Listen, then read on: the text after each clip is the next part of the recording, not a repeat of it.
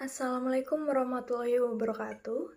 Saya di sini akan memaparkan hasil dari wawancara dengan masyarakat tentang bab 26 Sistem Pangkat dan Jabatan ASN. Perkenalkan, nama saya Ita Oktaviana, NIM 2019 10 11 03 11 340.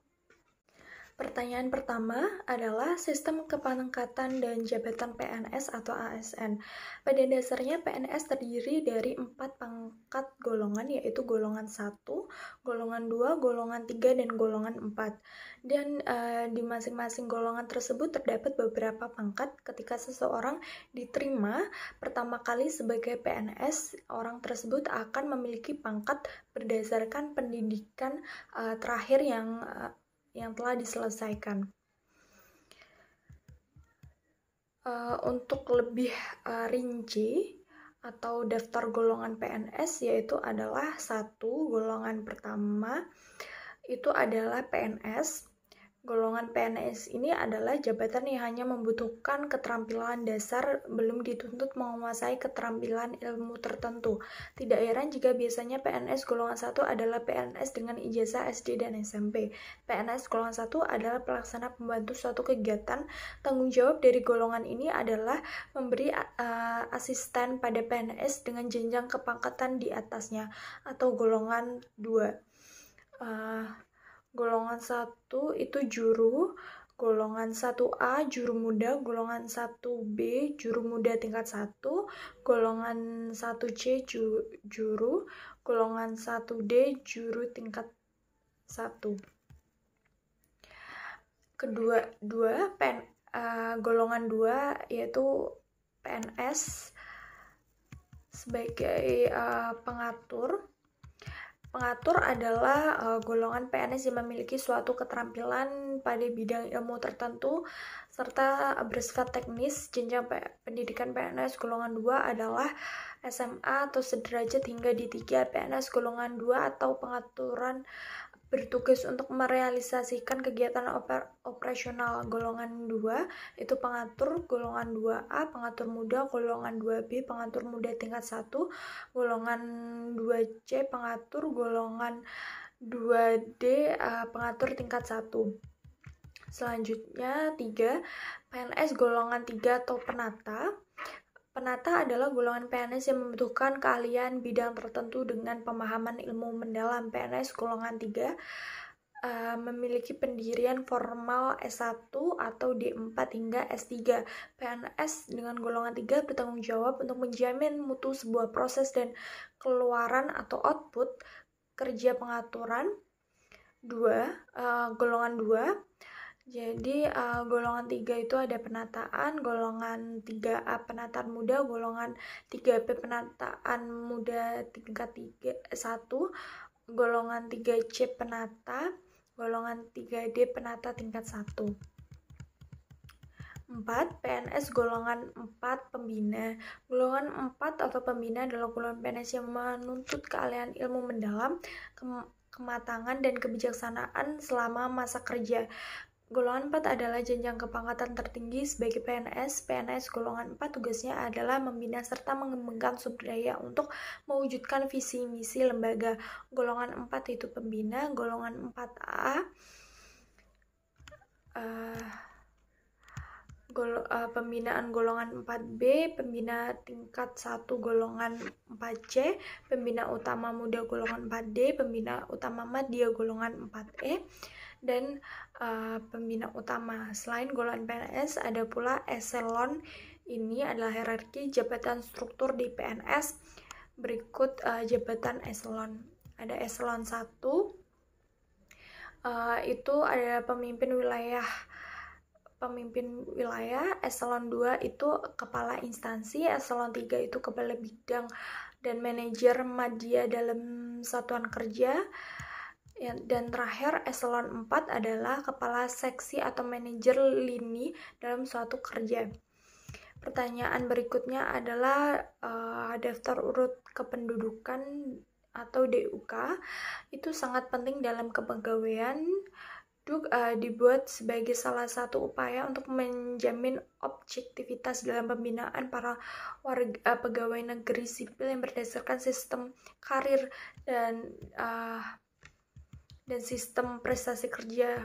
Pengertian DUK atau daftar urut kepangkatan adalah suatu daftar di dalamnya memuat nama pegawai sipil dan satuan organisasi negara yang disusun menurut tingkat kepangkatannya. Daftar urutan kepangkatan disusun secara berurutan, yaitu 1 pangkat, 2 jabatan, 3 masa kerja, 4 latihan jabatan, 5 pendidikan, dan yang terakhir adalah usia. Urutan ukuran tersebut tidak boleh berubah atau tetap. Pertanyaan selanjutnya adalah penilaian pelaksanaan pekerjaan PNS atau ASN. Yang pertama ada nilai.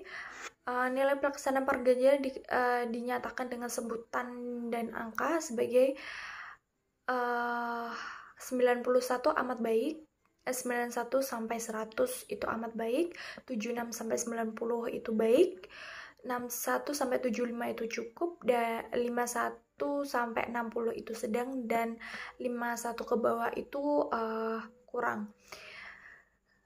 Kedua, itu ada pedoman penilaian pelaksanaan pekerjaan, yaitu pemberian nilai dalam pendaftaran penilaian pelaksanaan pekerjaan harus berpedoman kepada lampiran peraturan pemerintah nomor 10 tahun 1979, dan setiap unsur penilaian harus ditentukan dulu nilainya dalam angka, kemudian ditentukan nilai dalam sebutan. Hasil penilaian tersebut dituangkan dalam pendaftaran penilaian pelaksanaan pekerjaan. Selanjutnya, 3 itu adalah penyampaian daftar penilaian pelaksanaan pekerjaan. 1. Pendaftaran penilaian pekerjaan yang dibuat dan ditandatangani oleh pejabat penilai diberi secara langsung kepada pegawai negeri sipil yang dinilai oleh pejabat penilai. 2. Apabila tempat bekerja antara pejabat penilai dengan PNS yang dinilai berjauhan, maka daftar penilaian pelaksanaan pekerjaan tersebut dikirimkan kepada pegawai PNS yang dinilai. 3. PNS yang dinilai wajib mencantumkan tanggal penerimaan daftar penilaian pelaksanaan pekerjaan yang diberikan atau dikirimkan kepadanya pada ruangan yang telah disediakan. 4. Apabila pegawai negeri sipil yang dinilai menyetujui atas penilaian terhadap dirinya sebagai tertuang dalam daftar penilaian pelaksanaan pekerjaan, maka ia membutuhkan dan tanda tangan pada tempat yang disediakan. Sesudah itu mengembalikan daftar penilaian pelaksanaan pekerjaan tersebut pada penjabat penilaian selambat-lambatnya 14 hari terhitung mulai ia menerima daftar penilaian pelaksanaan pekerjaan. Dan yang terakhir adalah daftar penilaian pelaksanaan pekerjaan yang dibubuhi tanda tangan oleh PNS yang dinilai dikirimkan oleh pejabat penilai kepada atasan pejabat penilai dalam waktu yang sesingkat mungkin untuk mendapatkan pengesahan. Pertanyaan selanjutnya adalah sistem pengajian atau eselon. Pada abdi negara ini terdapat eselonisasi yang merupakan hierarki atau tingkat jabatan struktural. Sistem penggajian eselon 1 merupakan jabatan struktural tertinggi, berbagi menjadi 2, yaitu eselon 1A dan eselon 1B. Dalam pelaksanaannya, eselon merupakan pemimpin wilayah yang biasanya jenjang kepangkatannya adalah golongan 4C atau 4E. Tugas eselon 1 yaitu menetapkan kebijakan pokok agar sasaran jangka panjang dan jangka pendek tercapai. Eselon 2 dalam pelaksanaannya merupakan kepala sebuah instansi pangkatan golongan 4C dan golongan 4D yang menepati hierarki pada eselon 2. Eselon 3 dalam pelaksanaan merupakan kepala bidang manajer media dalam suatu kerjaan.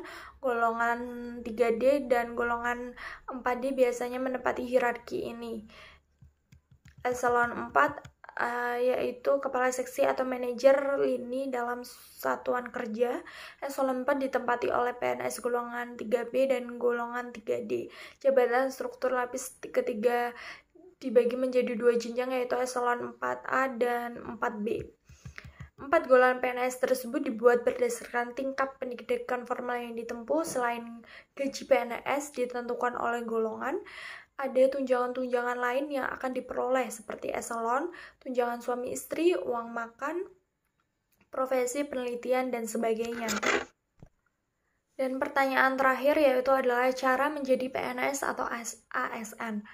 Untuk menjadi pegawai negeri sipil atau PNS, Anda harus melewati seleksi dan membawa beberapa dokumen yang harus disiapkan untuk daftar seleksi CPNS 2021. Ada 7 tahapan seleksi pada setiap pendaftaran CPNS, yaitu 1. Pendaftaran online di SSCN-BKN, 2. Seleksi administrasi, 3.